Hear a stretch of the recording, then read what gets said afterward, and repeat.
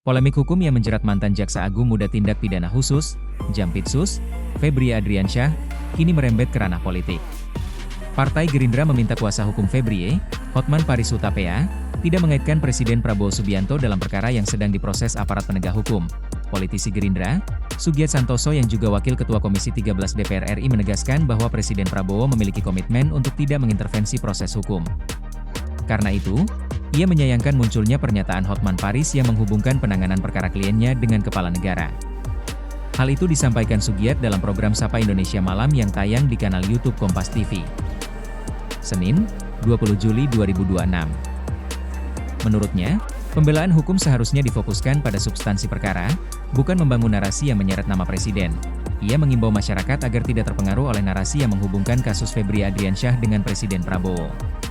Ia meminta seluruh pihak menghormati proses hukum dan memberikan kepercayaan kepada aparat penegak hukum untuk bekerja secara profesional sesuai ketentuan yang berlaku.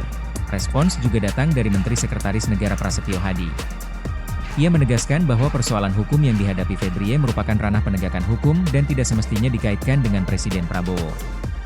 Prasetyo meminta semua pihak membiarkan proses hukum berjalan tanpa menarik-narik nama kepala negara ke dalam polemik tersebut.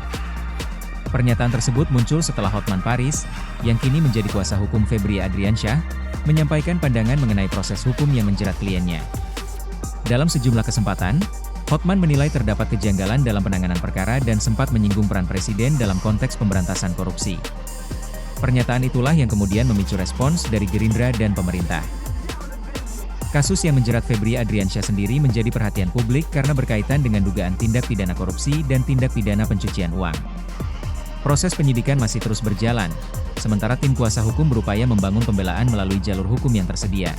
Di tengah dinamika tersebut, perdebatan tidak lagi semata menyangkut substansi perkara, tetapi juga berkembang pada batas antara pembelaan hukum dan komunikasi politik. Pernyataan para pihak memperlihatkan adanya upaya untuk menjaga agar proses penegakan hukum tetap dipisahkan dari persepsi mengenai campur tangan kekuasaan. Hingga kini belum ada perubahan terhadap proses hukum yang berjalan. Aparat penegak hukum tetap melanjutkan penyidikan sesuai prosedur, sedangkan tim kuasa hukum Febri Adriansyah menyatakan akan menggunakan seluruh mekanisme hukum yang tersedia untuk membela kliennya.